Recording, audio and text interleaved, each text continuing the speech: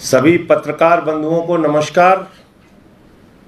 Bharatiya Janata party कल से रो रही है कि उनका ऑपरेशन लोटस दिल्ली में ऑपरेशन बोगस बन गया। उनके ऑपरेशन लोटस को मनीष सिसोदिया जी ने और आम आदमी पार्टी ने फेल कर दिया। जो प्रयोग उन्होंने शिंदे के ऊपर किया वो प्रयोग सिसोदिया ने फेल कर दिया। इसलिए पूरी की पूरी भारतीय जनता पार्टी ऊपर से लेकर नीचे तक विलाप कर रही है, रो रही है। महाराष्ट्र में तो प्रयोग सफल हो गया था, मध्य प्रदेश में तो टूट करके कांग्रेस के तमाम नेता हमारे पास आ गए थे, प्रयोग सफल हो गया था। कर्नाटक में तो खरीद फरोख्त करके मंत्री पद बना के प्रयोग सफल हो गया था। गोवा में तो सरकार बनाने का तोड़ने का प्रयोग सफल हो गया था। मेघालय में तो सरकार बनाने का प्रयोग सफल हो गया था। हेमंत विश्व शर्मा को कांग्रेस तोड़कर अपनी पार्टी में लाने का तो प्रयोग सफल हो गया था। अरे ईडी की जांच मुकुल राय पर कराकर उनको तोड़ने में तो सफलता मिल गई थी, उसको भाजपा का राष्ट्रीय उपाध्यक्ष भी बना दिया गया था। लेकिन यहां पूरी की पूरी बीजेपी रो रही है, ऑपरेशन लोटस ऑपरेशन बोगस बन गया, कुछ नहीं कर पाए दिल्ली में। और भाजपाइयों, अब इधर उधर की बात मत करो। तुम्हारी ये ईडी सीबीआई की जांच ये सिर्फ और सिर्फ एक दिखावा थी, एक दबाव बनाने की कोशिश थी, दिल्ली की सरकार को गिराने का नापाक इरादा था, जिसको आम आदमी पार्टी और मनीष सिसोदिया ने फेल करने का काम तुम तुम्हें जितनी ईडी सीबीआई का इस्तेमाल करना हो, जितनी जांच एजेंसियों के जरिए दिल्ली की सरकार को गिराने की कोशिश करनी हो, गिरफ्तारी कराने की कोशिश करनी हो, कर कर देख लो, सफलता मिलने वाली नहीं है। क्योंकि यह आम आदमी पार्टी है, यह आंदोलन के कोख से निकली हुई पार्टी है। शराब नीति शराब नीति शराब नीति का ड्रामा कर रहे हो।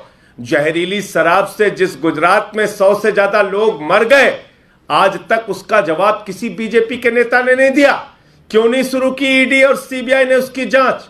आप मुझे जरा बताइए, येदियुरप्पा ने हजारों करोड़ का घोटाला किया माइनिंग में। आप बताइए, व्यापम में हजारों करोड़ का घोटाला हुआ, कितने बीजेपी के नेता जेल में गए, कितने बीजेपी के नेताओं पे कार्रवाई हुई? आप मुझे जरा बताइए। 42,000 करोड़ रुपए का डीएचएफएल ने घोटाला किया और 29 करोड़ रुपए बीजेपी को चंदा दिया। कितने बीजेपी के नेताओं पे कार्रवाई हुई? कितने बीजेपी के नेता जेल में गए? क्या ईडी और सीबीआई सिर्फ सरकार गिराने के लिए, सरकार में अंदर तोड़फोड़ करने के लिए एजेंसी बन गई है, जो बीजेपी के इशारे पर नाचेगी और काम करेगी? ये चीज दिल्ली में हम लोग बर्दाश्त नहीं होने देंगे। इसलिए जो काम अब तक तुमने अलग अलग राज्यों में सरकारों को तोड़फोड़ करने के लिए किया है, उसका जवाब दो। ये ऑपरेशन लोटस जो ऑपरेशन बोगस बन गया, इसका जवाब दो। क्यों मनीष सिसोदिया के ऊपर दबाव बना रहे थे सरकार तोड़ने के लिए? क्यों मनीष सिसोदिया पे दबाव बना रहे थे बीजेपी में शामिल होने के लिए? क्यों मनीष सिसोदिया के ऊपर दबाव बना रहे थे ईडी सीबीआई के जरिए कि दिल्ली की सरकार गिरा दी जाए? आप पूरे देश में यही करना चाहते हो? यही ड्रामे चलाना चाहते हो? यही तानाशाही चलाना चाहते हो? अब तुम्हारी तानाशाही दिल्ली के अंदर हम नहीं चलने देंगे। और पहले भी कहा था, अब भी कह रहे हैं, मुद्दा शराब नीति नहीं है, मुद्दा है केजरीवाल की बढ़ती हुई लोकप्रियता। कैसे 3 बार दिल्ली जीत गए, कैसे पंजाब में प्रचंड बहुमत आ गया, कैसे गुजरात में लोकप्रियता बढ़ रही है, कैसे पूरे देश में भारत को दुनिया का नंबर 1 देश बनाने का मिशन सफलतापूर्वक चल रहा है। इस केजरीवाल को रोको। मोदी जी की कोशिश ये है। आम आदमी पार्टी को रोको। मोदी जी की कोशिश ये है। इनके मिशन को रोको। मोदी जी की कोशिश ये है। इनकी तमाम जनता को दी जाने वाली निःशुल्क सुविधाओं को रोको। मोदी जी की कोशिश ये है। लेकिन मैं नरेंद्र मोदी जी आपसे कहना चाहता हूं, मैं बीजेपी के लोगों से कहना चाहता हूं, ना अब आपसे अरविंद केजरीवाल रुकने वाले हैं, न शिक्षा और स्वास्थ्य का मॉडल रुकने वाला है।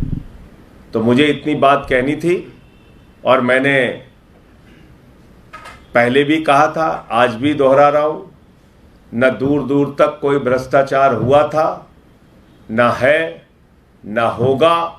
बहुत सारी जांचें पहले भी करा चुके और इस बार का जो प्रयोग ऑपरेशन लोटस, ऑपरेशन बोगस बना, उसके ऊपर बीजेपी को जवाब देना चाहिए। संजय जी, एक सवाल है।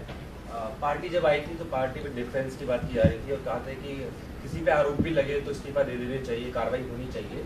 तो क्या अभी भी वही चीजें हैं पार्टी के अंदर? अगर किसी पे आरोप लग रहे हैं तो देखिए, सबसे पहले तो मैं आपको इस सवाल को पूछने के लिए धन्यवाद देना चाहता हूं।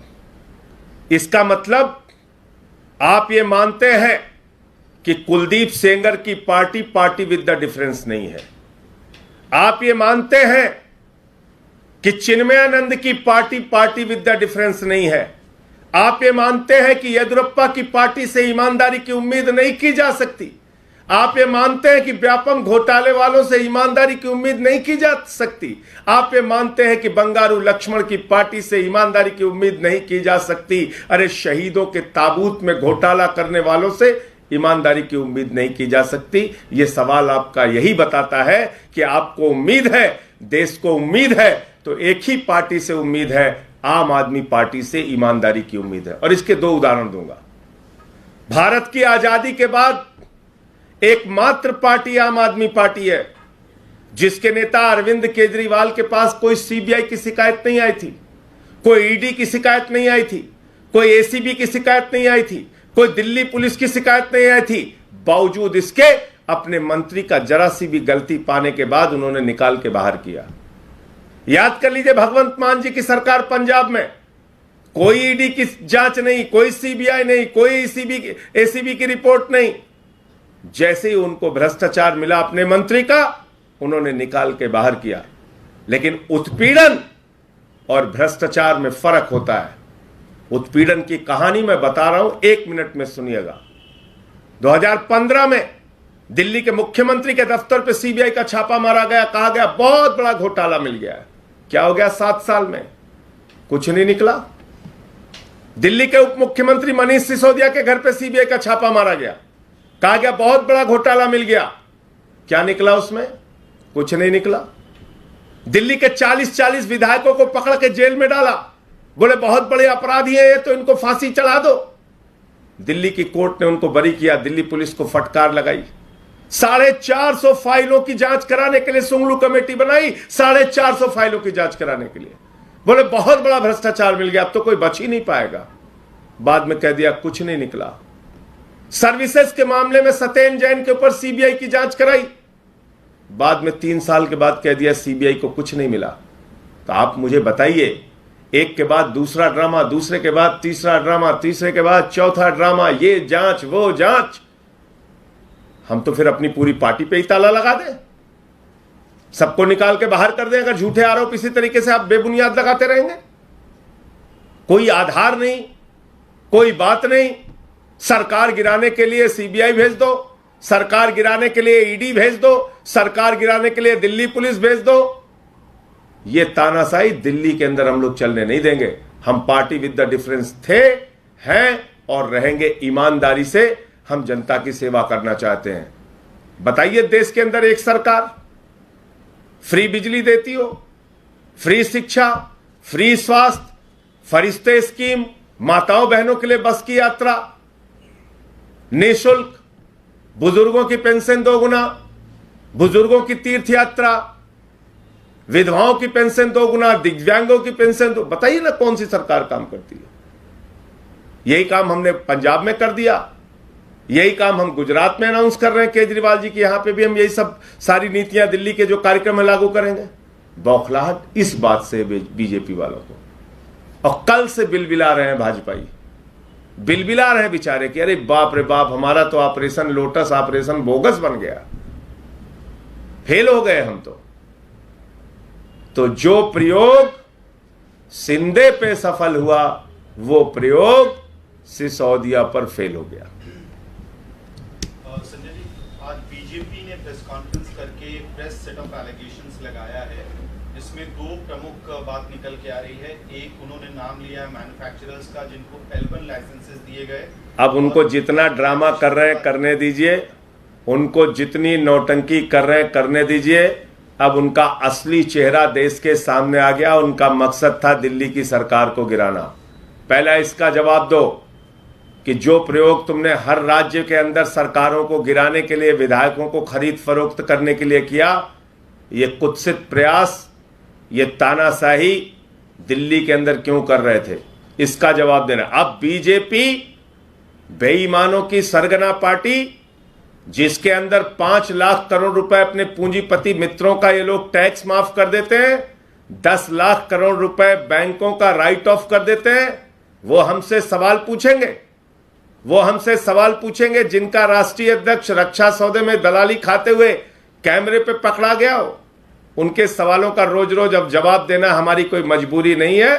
उनको पूरे देश को बताना चाहिए ये ऑपरेशन लोटस के जरिए दिल्ली की सरकार को गिराने और मनीष सिसोदिया को सीबीआई की धमकी देके तोड़ने की कोशिश क्यों कर रहे थे, इसका जवाब दो। Presenting One TV Bharat app, latest updates available on Google Play and Play Store it now.